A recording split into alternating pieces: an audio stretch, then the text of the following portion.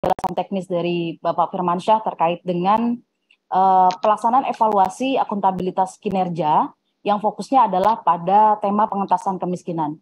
Bapak Ibu sekalian, tadi di awal kita sudah mendengarkan arahan dari Bapak Menteri Pan-RB dan juga arahan dari Bapak Deputi Reformasi Birokrasi, Akuntabilitas dan Pengawasan bahwa pada tahun ini evaluasi AKIP ada sedikit perbedaan, khususnya adalah dengan mengangkat tema kemiskinan ya sebagai salah satu fokus.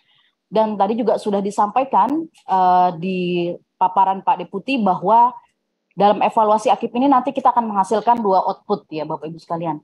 Yang pertama adalah laporan hasil evaluasi nasional tentang akuntabilitas kinerja yang fokusnya adalah pada pengentasan kemiskinan. Mungkin slide bisa next.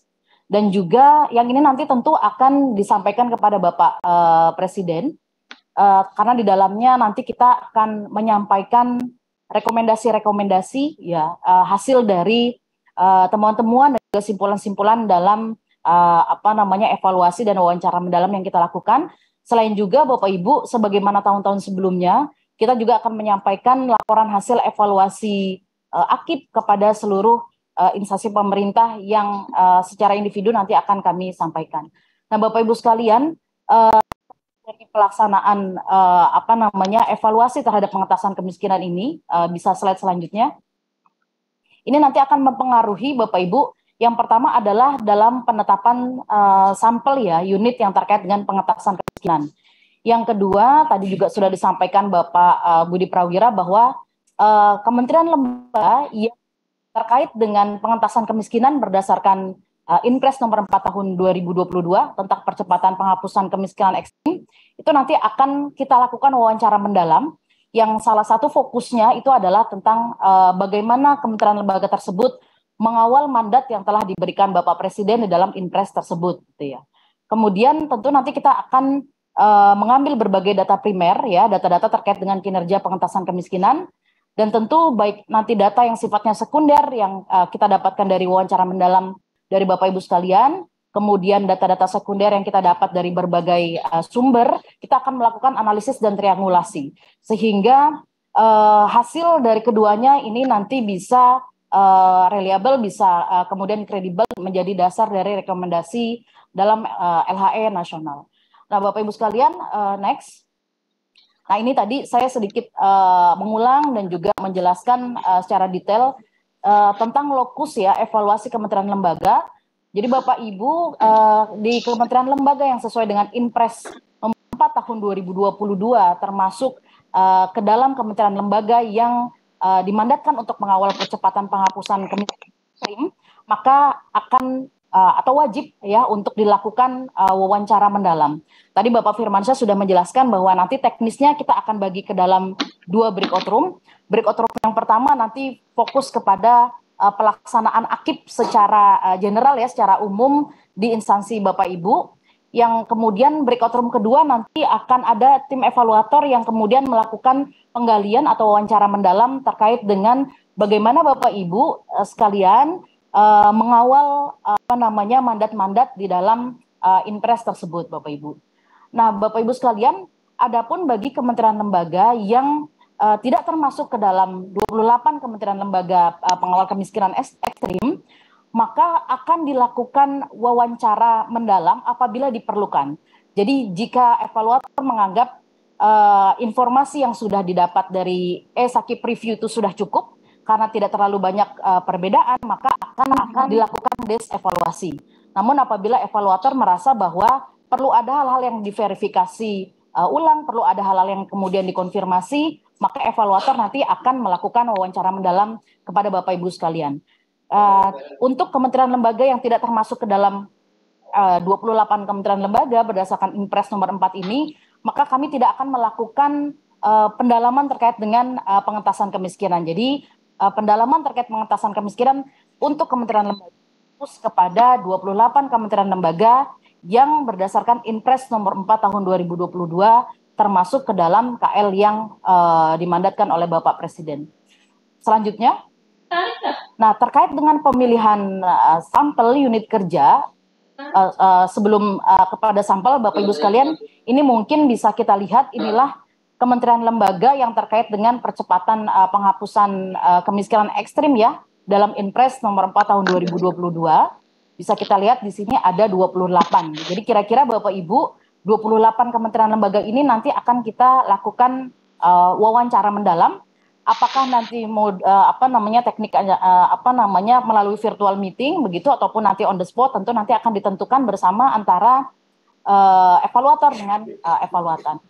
Selanjutnya terkait dengan pemilihan sampel Bapak Ibu sekalian, sampel unit kerja bagi KL yang termasuk ke dalam mengawal kemiskinan ekstrim, maka KL unit kerja yang akan kami sampel adalah unit kerja yang terkait dengan program atau kegiatan yang terkait dengan kemiskinan ekstrim. Jadi saya yakin Bapak Ibu sekalian, kami yakin bahwa di setiap kementerian lembaga ada unit-unit yang punya fokus lebih banyak ya. Atau kalau kita lihat dari hasil program dan hasil kegiatannya akan sangat berdampak kepada percepatan penghapusan kemiskinan, maka unit tersebut yang akan dijadikan sampel.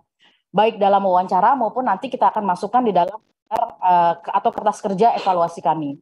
Nah, adapun bagi kementerian lembaga yang tidak termasuk dalam Inpres nomor 4 tersebut, maka pemilihan sampel unit kerjanya Bapak Ibu akan mengikuti pola-pola pada tahun-tahun sebelumnya yang sebenarnya juga sudah ditetapkan di dalam Permenpan nomor 88 tahun 2022. Kemudian Bapak Ibu sekalian, selanjutnya bagi pemerintah daerah Bapak Ibu sekalian, apabila pemerintah daerah tersebut termasuk dalam fokus ya atau lokus dalam kemiskinan, ini kami sudah mengidentifikasi ada 10 provinsi yang berdasarkan data dari BPS pada tahun 2022, tepatnya Maret 2022, itu termasuk dengan 10 provinsi yang memiliki tingkat kemiskinan ekstrim, tingkat kemiskinan tertinggi di Indonesia, maka akan kami lakukan wawancara mendalam. Jadi bagi 20 sekian pemerintah provinsi itu tidak wajib ya melakukan wawancara mendalam, akan dilakukan wawancara mendalam apabila evaluator membutuhkan data. Jadi yang wajib adalah 10 provinsi ini Bapak Ibu sekalian. Nah, kemudian apa yang didalami? Yang didalami adalah Bapak Ibu nanti kalau dari 10 pemerintah provinsi ini sudah membangun pohon kinerja atau logical framework Bapak Ibu sekalian, maka nanti kita akan berangkat menetapkan sampel unit kerjanya dari log frame yang sudah Bapak Ibu buat gitu ya. Namun demikian apabila Bapak Ibu di pemerintah provinsi tersebut tidak memiliki belum memiliki log frame, maka kami akan mengacu kepada Permendagri nomor 53 ya tahun 2020 tentang TKPKD. Di situ disebutkan ada beberapa unit kerja atau perangkat daerah ya yang mengawal beberapa urusan terkait dengan percepatan kemiskinan di daerah ya Bapak Ibu sekalian. Begitupun nanti dengan adapun untuk pemerintah kabupaten kota Bapak Ibu sekalian nanti akan ditetapkan oleh para evaluator sesuai kesepakatan dengan evaluatan ya setelah hasil dari profiling tersebut menunjukkan bahwa akan perlu dilakukan pendalaman, maka nanti akan ditetapkan, akan disampaikan nanti secara resmi dari para evaluator mana saja kabupaten kota yang akan dilakukan pendalaman. Nanti Bapak Ibu sekalian, kabupaten kota yang akan dilakukan pendalaman ini juga akan dilakukan pendalaman terkait dengan kemiskinannya. Jadi kalau provinsi tadi basisnya adalah 10 provinsi dengan tingkat kemiskinan tertinggi berdasarkan data BPS. Adapun untuk pemerintah daerah nanti akan menyesuaikan dengan hasil profiling dari para evaluator ya Bapak Ibu sekalian. Dalam hal pemilihan sampel dalam perangkat daerah sama ya Bapak Ibu sekalian teknisnya. Selanjutnya, jadi kalau ini 10 pemerintah provinsi Bapak Ibu sekalian yang kita tarik data dari BPS gitu ya, akan kita lakukan Zoom atau wawancara mendalam. Ada pemerintah Provinsi Jawa Timur, Jawa Barat, Jawa Tengah, Sumatera Utara, Nusa Tenggara Timur, Sumatera Selatan, Lampung, Papua, Banten, dan juga Aceh ya Bapak Ibu sekalian. Selanjutnya, nah ini Bapak Ibu ya pemilihan sampel pada Pemda, tadi sudah saya jelaskan sekilas bahwa metodenya kita melakukan pemilihan sampel non-probabilistik ya, dengan metode pemilihan terarah, directed sample selection, karena sudah ada perangkat-perangkat daerah yang sudah kita tuju ya atau sudah kita arahkan ya Bapak Ibu sekalian. Nah ini Bapak Ibu, kalau berdasarkan pada Permendagri nomor 53 tahun 2020, ada beberapa perangkat daerah yang mengawal urusan-urusan ya, dari mulai urusan perencanaan, urusan pemberdayaan masyarakat desa, urusan kependudukan dan catatan sipil, urusan komunikasi dan informatika, urusan sosial, urusan koperasi dan UKM, kemudian urusan pekerjaan umum. Nah inilah sampel unit kerja yang nanti akan kami lakukan pendalaman, baik nanti itu akan dilakukan secara wawancara mendalam maupun nanti akan kami masukkan juga ke dalam lembar kerja evaluasi kami ya Bapak Ibu sekalian. Selanjutnya, oke, nah Bapak Ibu sekalian, apa yang kemudian akan kami dalami? Kami sudah membangun list dari pertanyaan ya, wawancara mendalam Bapak Ibu sekalian. Yang nanti fokusnya adalah kepada 3 hal. Yang pertama, bagaimana Bapak Ibu sekalian melakukan perencanaan dan pelaksanaan kinerja terkait dengan kemiskinan, terkait dengan penghapusan kemiskinan. Yang kedua nanti adalah terkait dengan pengukuran dan juga pengumpulan data kinerja. Dan yang ketiga nanti terkait dengan pelaporan dan juga pertanggungjawaban.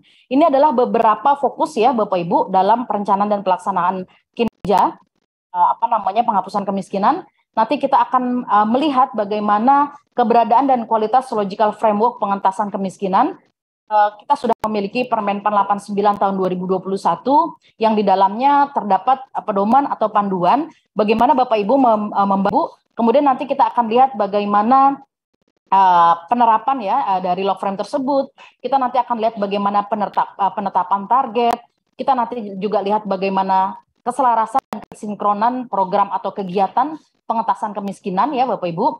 Bagaimana kemudian proses orkestrasinya, bagaimana kemudian juga tentang anggaran kemiskinan. Nanti beberapa pertanyaan ini akan kami lakukan secara mendalam, tapi beberapa nanti bisa kami lakukan dengan DES ya, dengan membuka berbagai dokumen terkait. Nanti kami akan meminta beberapa data Bapak Ibu sekalian, misalnya dalam bentuk anggaran yang ini disalurkan langsung ya secara tunai ya ataupun dalam bentuk barang dan jasa, atau kemudian secara umum berapa anggaran yang dialokasikan terkait dengan program pengentasan kemiskinan ini. Selanjutnya, ini juga beberapa Bapak Ibu di fokus pengukuran dan evaluasi kinerja ya. Kita bicara tentang apakah sudah ditetapkan ukuran keberhasilannya, apakah sudah ada media untuk melakukan monitoring dan capaian kinerja, apakah sudah dilakukan evaluasi berkala Bapak Ibu untuk memantau keberhasilan pelaksanaan program tersebut, apakah sudah ada pemanfaatan hasil monefnya, sudah ada reward dan punishment, kemudian apakah sudah terupdate ya data-data kemiskinan. Yang terakhir, ketiga Bapak Ibu sekalian, ini adalah terkait dengan pelaporan dan pertanggungjawaban. Bagaimana mekanisme pelaporan dan pertanggungjawabannya, apakah juga laporan, data, capaian kinerja ini sudah dikomunikasikan, dipublikasikan kepada para stakeholder dan juga masyarakat. Nah ini untuk pemerintah daerah, adapun nanti untuk kementerian lembaga Bapak Ibu sekalian, karena kementerian lembaga ini adalah untuk